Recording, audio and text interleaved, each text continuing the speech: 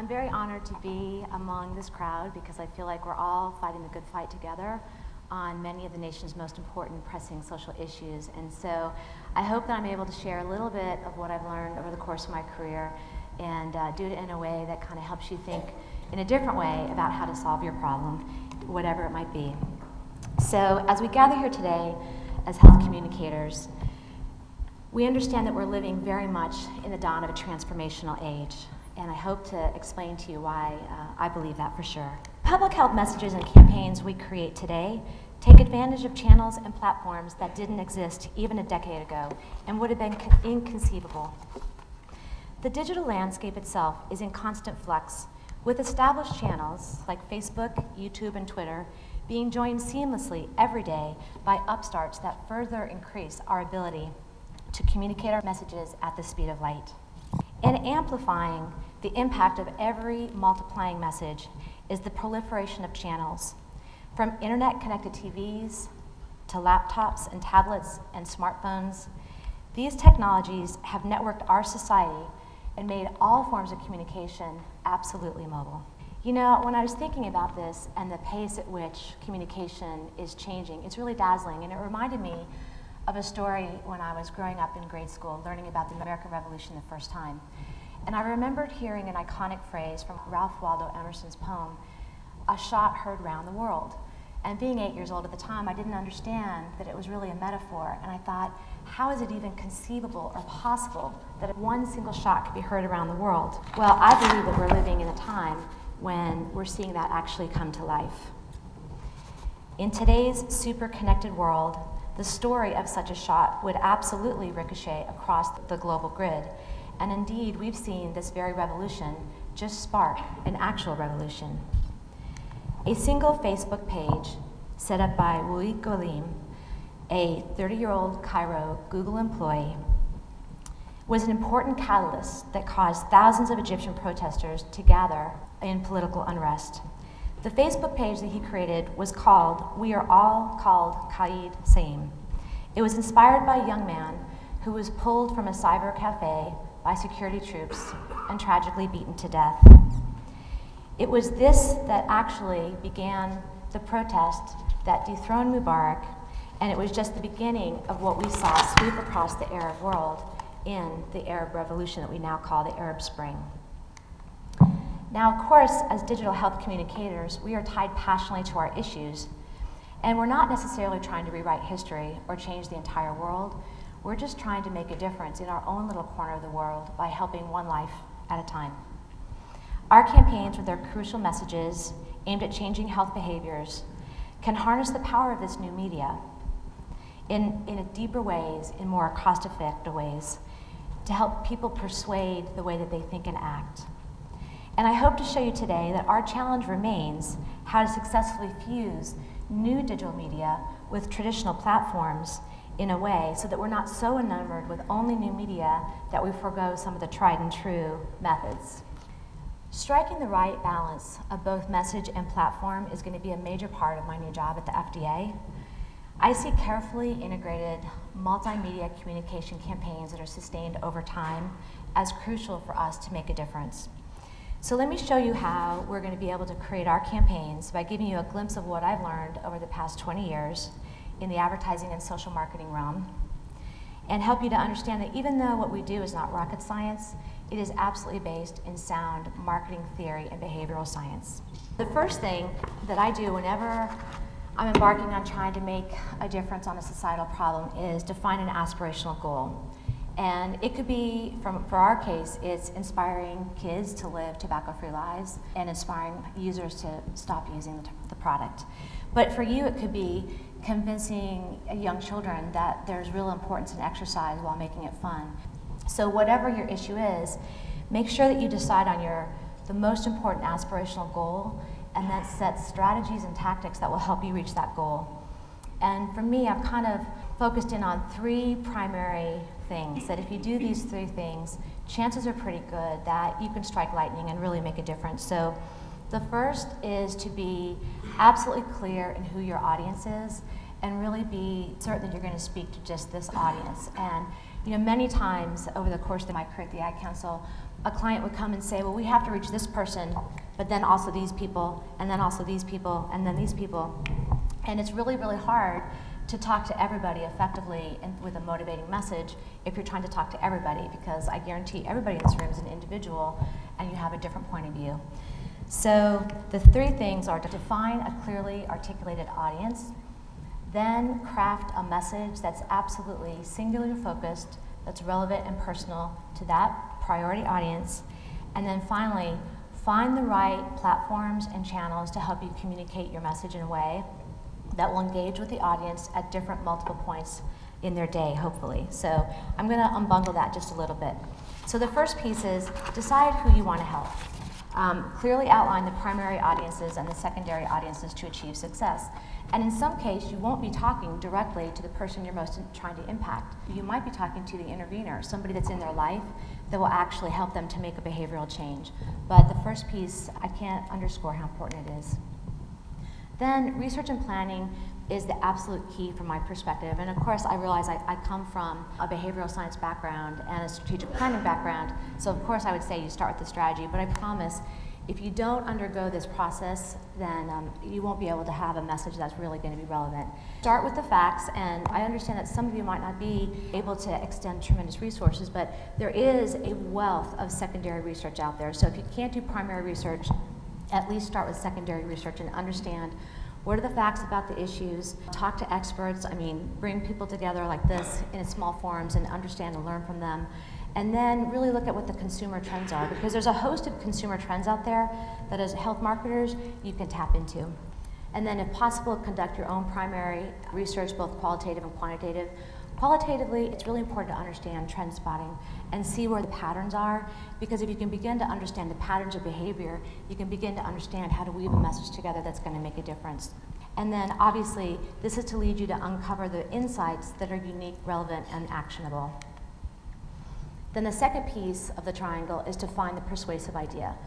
So I know we're talking a lot about today digital and social media, and I promise you that if you figured out a message that works in 140 keystrokes, there's probably a broader message that also works in other platforms that when they work together in tandem, that's when you'll strike lightning.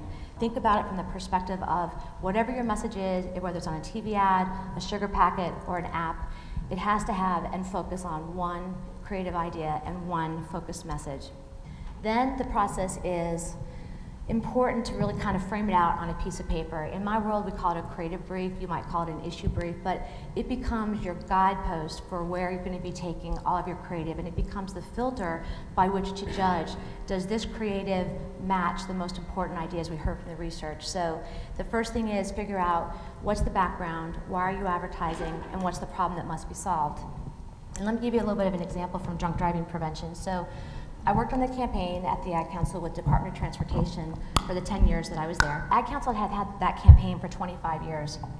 And the incidence of people who are driving drunk and causing fatalities through crashes had been declining over time. But then we started seeing in the year 2000 that was increasing up again, and it was very troubling, because while the focus of the campaign had been focusing on intervening when you know your friend shouldn't be driving drunk, we saw a whole new class of moderately impaired drivers who'd only had a couple being the ones that were causing the fatalities. So we had to understand what the problem was, and we had to unbundle it and really isolate where the most important change that we could affect would be.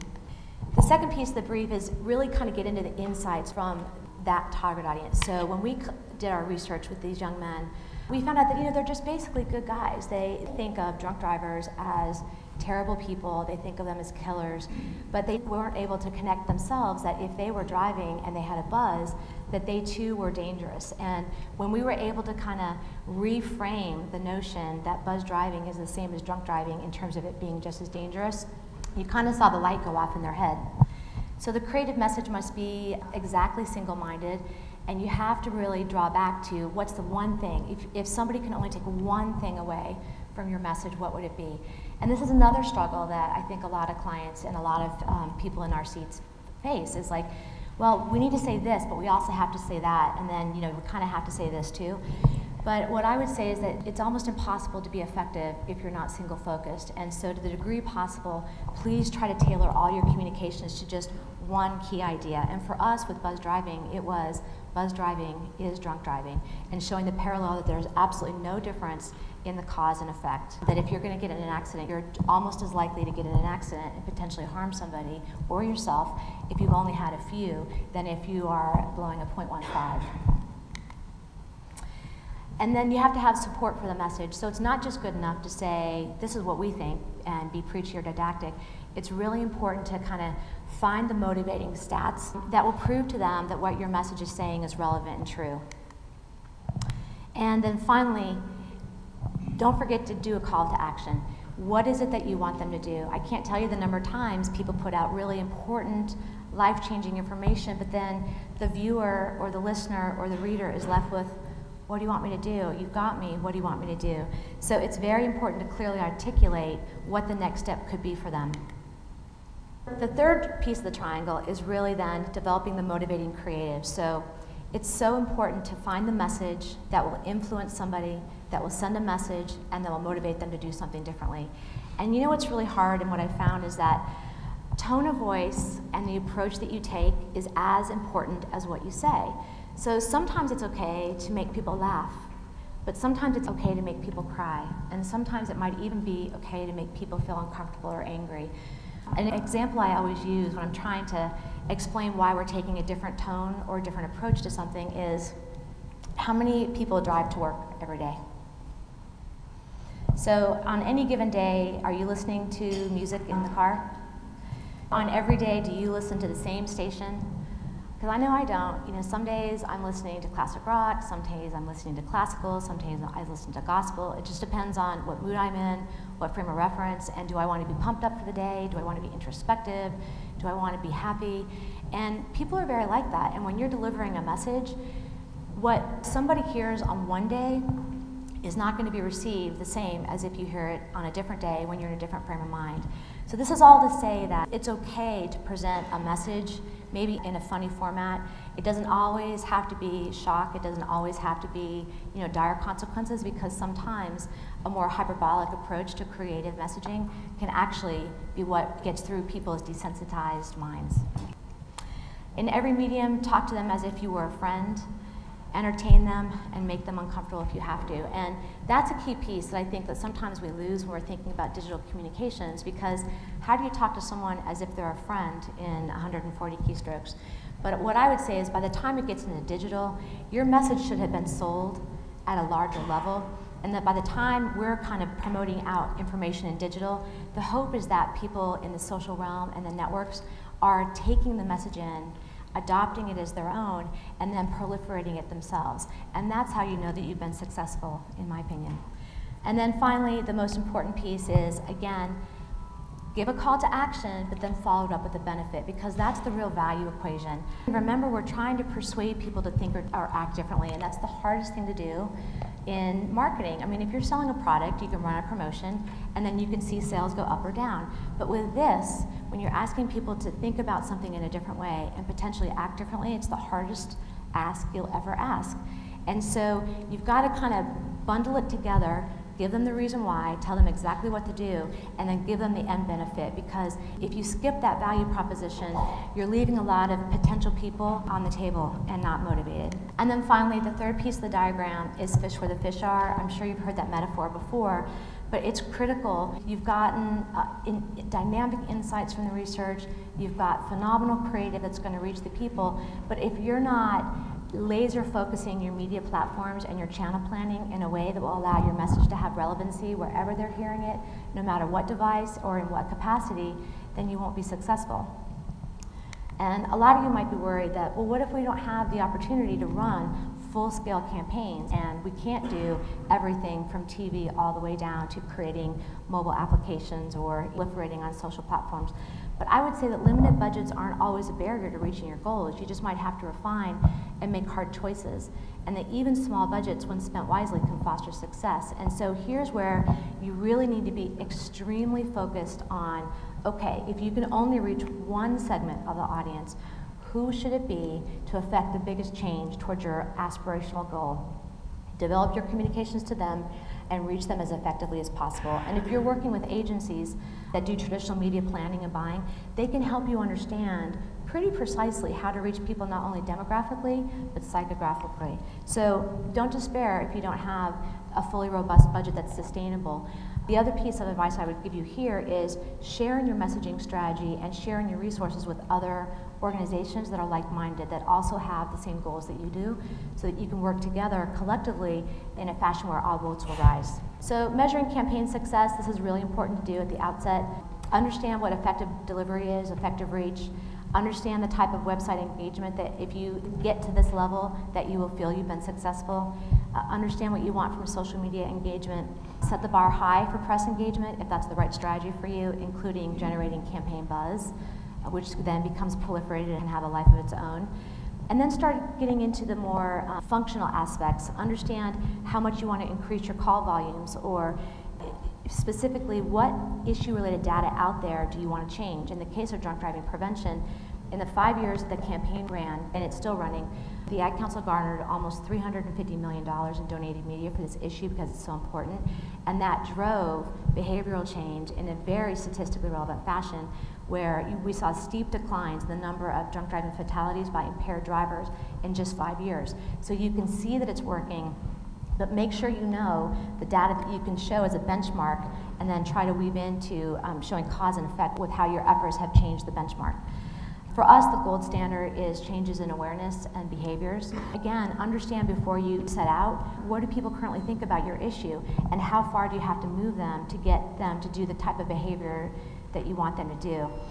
And finally, and hopefully we'll be talking about this a bit more today, there is new nomenclature, which is social return on investment, where you can actually tie the amount of money spent on health-related interventions, tie it with the actual people who are making behavioral change, and then do a cost-benefit analysis and understand when somebody runs a promotion that drives traffic to a quit line, and then people actually quit and they're successful for over a year, you can gauge how much money that cost you per intervention, and then you can figure out what the social return on investment is. Just a real quick glimpse at FDA and tobacco. First of all, the mission of the Center for Tobacco Products, we're a new federal agency, just 2 years old. We have a very lofty and aspirational mission, and that's to protect Americans from tobacco-related disease by regulating the manufacture of the product, the distribution of the product, the marketing and how it's marketed, and by educating the public, especially youth, about tobacco products and their inherent dangers, which leads to a very aspirational vision, which is to make tobacco-related death and disease part of America's past, not America's future, and by doing so, ensure a healthier life. I truly believe that that is not so aspirational. I believe with all my heart that that is attainable, and that's part of why we're here, to kind of share in this mission and vision with the people in this room to kind of help us solve this, because it is within our grasp. I absolutely believe that. So the Office of Communication, what are we going to be doing? We're a team that is about 50 people strong at this point in time. We're broken into 4 primary areas, understanding that message is agnostic, but we're going to be doing traditional marketing through advertising, TV, radio, print, out of home, extensive web, digital, social media, extensive public relations and earned media, and then the 4th piece of that is really building a comprehensive base of strategic partnerships from a cause marketing standpoint, so that we can utilize some of our resources, infuse them into areas where resources might be scarce, so that we can actually, in a mutually beneficial way, achieve our mission together. That's just a look at what we're going to be doing. It's the campaigns that will lead to attitudinal behavioral change, leading to prevention of initiation and increased cessation, and ensuring healthier lives. A bit about how we're going to do that: we're going to not talk to everybody as if they're the same. We're going to absolutely segment the audience and talk to different demographics and psychographics within each of these groups. So obviously, tweens, teens, and young adults are a huge audience for us, but we will hopefully be developing multiple distinct messages within those audience categories to try to reach people, again, at where they are at any given day of the week. We'll also be talking with parents and kids, current users, and then just the general public, educating them about what FDA and our regulations are doing. And we'll be using basically everything in the wheelhouse that we can, where it's appropriate and when it's appropriate, to bring these messages to the audiences in a way that they're going to create a dialogue. You know, we're not about just pushing information out, we're about creating a dialogue that can then become owned by an individual and perpetuated among their influencers. Coming soon, hopefully this year, we will have a host of education campaigns out in market. We'll be developing co-branded partnerships among federal agencies. There's so many that have a lane in this space that have been doing phenomenal work. NCI, CDC, SAMHSA. We're hoping to partner with them, strengthen what they're doing, have them come alongside us and strengthen what we're doing, as well as the NGO community. We'll be designing extensive programs to bring resources and education efforts into the state and local areas. So again, if we're doing sustainable programs up here, success happens on the street in Silver Spring, Maryland. And that's where we need to drive the resources, and we can do that. We're also willing to pilot cutting-edge technologies and programs and innovations, and we're not really afraid to fail as long as we kind of take a smart approach to what we're trying to do. As public health communicators, I think that we tend to be very, very passionate about what we do, because at the end of the day, it's really about saving lives. It's about helping people live happier, healthier, safer, longer lives. But it's hard, because sometimes it can feel as if it's a world of competing sorrows. There's famine, disease, homelessness, physical abuse, mental abuse, and sometimes our challenge seems like it's almost insurmountable. But the other side of that is we also understand that we have the ability through resources, through insights, through new news, to communicate new messages to people that help them to decide to set a different course for their life. And it only takes one spark, one really smart and intuitive idea, and a persuasive idea to light up the map and send a shot that's heard around the world. And what this will allow us to do is to harness communication for good. It'll allow us to harness communication for change and forever.